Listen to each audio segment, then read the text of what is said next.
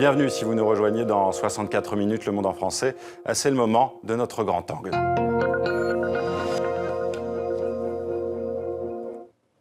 La révolution streaming dans l'industrie de la musique. Assiste-t-on à un tournant actuellement avec l'effondrement du marché du disque? Cette écoute en ligne est en train d'exploser.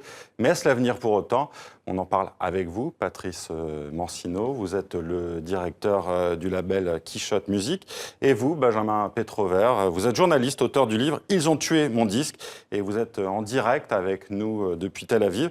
Merci d'être les grands témoins de ce 64 minutes. Alors, d'abord, j'ai envie de vous poser cette question, Benjamin Pétrovert, par rapport au titre de votre livre « Ils ont tué mon disque ». Est-ce que le disque est vraiment mort? Je ne sais pas si le disque est mort. Ce qui est mort, en tout cas, c'est une époque qui fonctionnait et qui permettait à toute une industrie de fructifier à l'ancienne, si je puis dire, puisqu'on l'a bien vu cette dernière année. 2015 a été une véritable année, l'année de la bascule, celle où le modèle du physique est sur sa fin et où celui du streaming est en train de prendre le dessus. Et quand je dis « ils ont tué mon disque », qui c'est ce « ils » ? C'est en fait tout un univers qui fonctionne à merveille, des producteurs, des maisons disques, des artistes, un public, des producteurs de salles également, avec un système qui rapportait de l'argent aux producteurs, aux ayants droit, aux artistes, qui fonctionnait mais qui ne marche plus depuis l'arrivée du MP3 il y a 10 ans. Et puis aujourd'hui, le streaming qui est une façon pour nous qui aimons la musique de la consommer, mais également pour ceux qui la fabriquent, eh bien, d'en tirer profit. Justement, vous la fabriquez, cette musique, Patrice Mancino. Est-ce que vous partagez cette analyse de Benjamin Pétrovert? C'est sûr que l'arrivée du numérique a complètement bouleversé tous les modèles économiques. Après, ça dépend quand c'est une grande pyramide comme l'est l'industrie de la musique. Il y a ceux qui sont en haut et ceux qui sont en bas. Et quand on est en haut de la pyramide de l'industrie musicale, on fonctionne avec des économies d'échelle beaucoup plus vastes que quand on est en bas dans ce qu'on appelle le do-it-yourself et les petits labels comme... Vous êtes un petit label, juste de musique indépendante. Et même en soi, on ne peut même pas vraiment parler de label parce qu'on en vient à utiliser ce que la grande major disent en permanence, c'est le 360. Quand on est un petit label, on est à la fois manager, à la fois producteur, à la fois conducteur du groupe, etc. C'est du 360 pur jus. Donc oui, ça a changé des choses et on pourrait, sur le premier abord, penser que le numérique a fait du bien aux petits labels et du tort aux grands. Mais, avec des coûts de production qui ont été réduits, par exemple. Des coûts de production qui ont toujours été assez réduits dans les petits labels, qui ont été aussi réduits forcément dans les grands labels parce qu'il n'y avait plus le rendement qui était possible. Mais par exemple, je ne sais pas, un disque aujourd'hui, avec le home studio ou des choses comme ça, on peut arriver à s'en sortir pour 5 000 €, 6 000 €. Mais la question du streaming en particulier, plutôt que du MP3, c'est que ce streaming ne rend même pas forcément possible une rentabilisation d'un disque qui serait fait avec des 5 000 €, 6 000 € à cause de la rémunération du streaming, en fait. Et justement, c'est un des grands problèmes, notamment pour les artistes qui sont peu connus aujourd'hui. Comment peuvent-ils vivre de leur musique? Aujourd'hui, le plus simple, c'est le concert. Parce que le concert, si on fait des CD, du physique ou du vinyle, comme on en parle beaucoup aussi ces temps-ci, on va bypasser tout ce qui est la chaîne entre l'auditeur ou le spectateur et l'artiste, parce qu'on n'aura plus de frais de distribution, on n'aura plus de frais annexes. Donc du coup, c'est de l'achat impulsif en sortie de concert, ce qui fait que les artistes touchent de l'argent parce qu'ils jouent, quand ils en touchent, parce qu'il y a beaucoup d'exceptions aussi, et ils en touchent aussi parce qu'ils ont leur produit fini directement vendu à leurs fans. Donc cette partie-là permet de gagner plus d'argent, de là à en vivre. C'est un peu l'exception française à l'envers, c'est-à-dire que j'ai fait des interviews, parce que je suis aussi journaliste radio, associative ou ce genre de choses, de gens comme Pavement, qui disent « on est content d'être en Europe, on est accueillis comme des princes, mais quand on rentre aux États-Unis, on reprend un métier de barman, de veilleur de nuit, parce que la musique n'a jamais forcément, même pour eux, ces stars internationales, réussi à leur assurer un salaire minimum qui leur permette de vivre. » Donc la musique reste malheureusement encore plus aujourd'hui une passion, et même personnellement, j'ai un métier à côté, tous mes artistes ont un métier à côté. Très peu arrivent même à se payer une intermittence. L'intermittence, sans rentrer dans ce débat-là, ça veut juste dire qu'ils n'arrivent pas à faire suffisamment de concerts pour acquérir un statut. Benjamin Pétrovert, je vous vois réagir.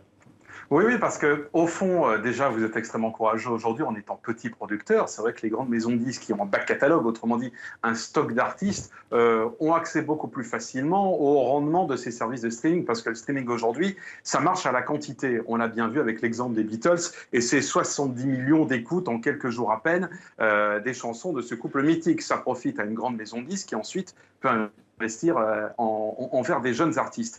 Ce qui a quand même énormément changé avec le streaming, c'est au fond, on est revenu aux fondamentaux de la musique. C'est-à-dire que par le passé, c'était quoi la musique? C'était un artiste qui était sur scène, on enregistrait sa musique et on la diffusait via l'industrie phonographique. À l'époque, c'était les 78 tours et ensuite les 33 tours.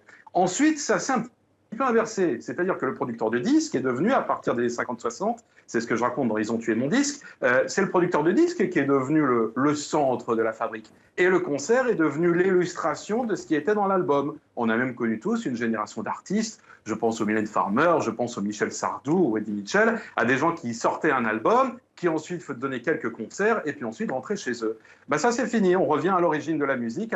L'artiste, c'est quoi? C'est un ménestrel qui est sur scène. Et au fond, le streaming, ça va être simplement un élément qui va donner envie au public d'aller voir l'artiste qu'il aime sur scène.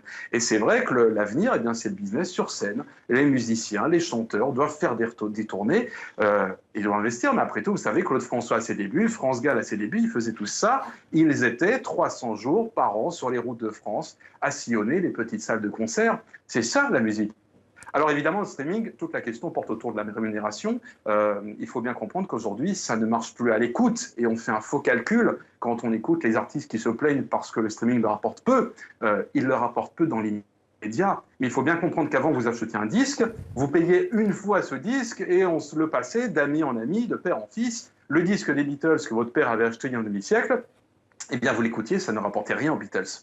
Aujourd'hui, on se rend bien compte que les 70 millions d'écoutes des Beatles qui ont été faites depuis le début de la semaine, elles vont rapporter à chaque clic, à chaque début d'écoute, elles vont rapporter aux Beatles et à leurs ayants droit. Alors c'est un mode de calcul différent, une rémunération différente et une philosophie également différente vis-à-vis de la musique. Alors justement, Benjamin Petrover, on va voir un sujet qui revient sur la mise en ligne, l'intégralité du catalogue des Beatles. Hein, vous l'avez dit, on voit cela avec Valérie Gagé.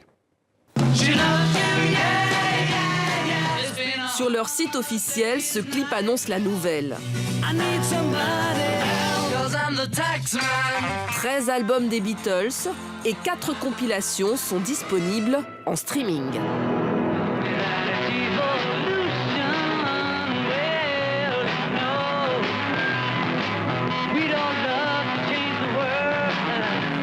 Plus besoin d'acheter les vinyles, les CD ou de télécharger. On peut désormais écouter leurs plus grands tubes sur Internet sans les stocker sur son ordinateur ou sur son portable.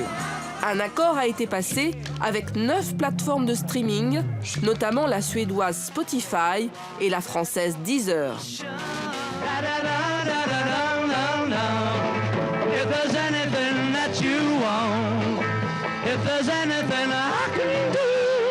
Longtemps, les Beatles et leurs ayants droit ont refusé de figurer sur ces sites. Mais la croissance du marché de la musique sur Internet les oblige à composer.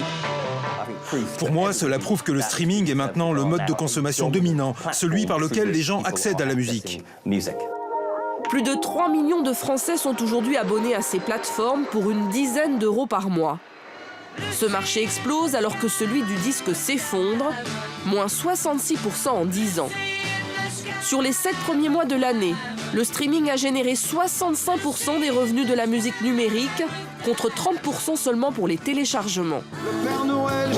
Certains artistes font de la résistance. Francis Cabrel a refusé de mettre son dernier disque à disposition sur ses sites, tout comme Adele. Ils estiment en effet que les plateformes de streaming rémunèrent mal les artistes, moins d'1 centime l'écoute.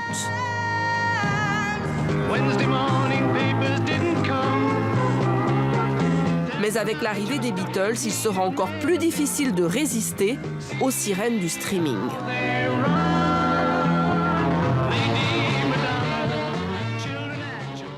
Alors justement, face au problème de la rémunération des artistes par le streaming, est-ce qu'on ne pourrait pas imaginer une solution qui serait plus simple, plus rémunératrice?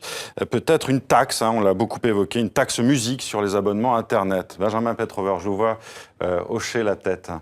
La question de la rémunération est évidemment centrale pour comprendre comment va se développer à l'avenir la musique. Le problème, c'est que j'ai l'impression que la question est mal posée. Parce que depuis un an que de nombreux artistes se plaignent, notamment Adele, notamment Taylor Swift, ou encore Francis Cabrel, on l'a entendu dans le sujet, sur la rémunération, on a l'impression qu'il y a un méchant à chercher dans cette histoire. Comme si le méchant, c'était soit la maison de disques, comme si le géant, c'était le fournisseur d'accès, comme Deezer, Spotify ou Apple Music. Le véritable méchant, pardon, mais c'est nos publics. C'est nos publics qui, depuis 10 ans, avons perdu l'habitude de payer pour écouter de la musique. Et au fond, il faut habituer une nouvelle génération à payer de nouveau, une génération qui n'a pas pris l'habitude. Benjamin Petrover, je vois Patrice Mancino sourire. Pour quelle raison ? Parce que oui, bien sûr, il faudrait, dans l'idéal, rechercher le responsable, mais c'est toute une chaîne, c'est des dominos, et c'est le premier qui pousse le premier domino qui entraîne tous les autres. Les gens d'expérience aiment la musique si on la leur propose. Donc on peut rajouter dans la boucle les médias aussi, dire pourquoi on a 100 artistes qui trônent un peu partout, dans les radios, dans les télés, dans la presse, quoi que ce soit. Il faut un vrai travail. Pas de prise de risque des médias, c'est ce que vous dites en fait, par exemple. C'est pas que c'est forcément une prise de risque, c'est juste qu'on doute du goût des gens. Et quand on voit des choses pendant la fête de la musique, par exemple, alors la qualité de la musique entre ce qui est dans la fête de la musique dans la rue et à l'Olympia ou choses comme ça, bien sûr que c'est différent.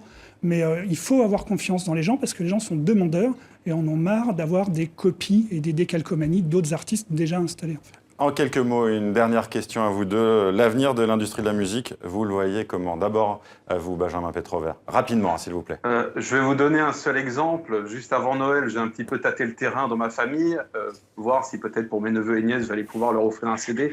Vous savez ce que ma nièce de 8 ans m'a répondu ? Elle m'a répondu, mais tonton, le CD, c'est complètement has-been, ça n'est plus à la mode.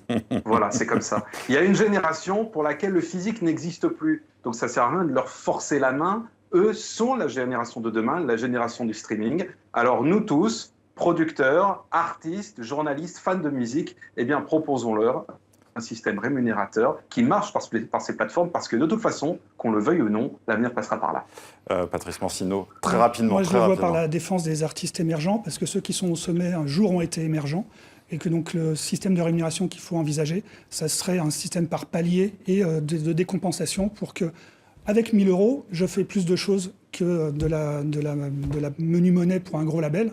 Et ils n'en ont pas forcément besoin quand on est tout en haut. Donc une espèce de pyramide un peu plus verticale, parce que c'est en bas que ça commence avant d'arriver au sommet. Merci Patrice Mancino, merci Benjamin Petrover d'avoir été les grands témoins de ce 64 minutes.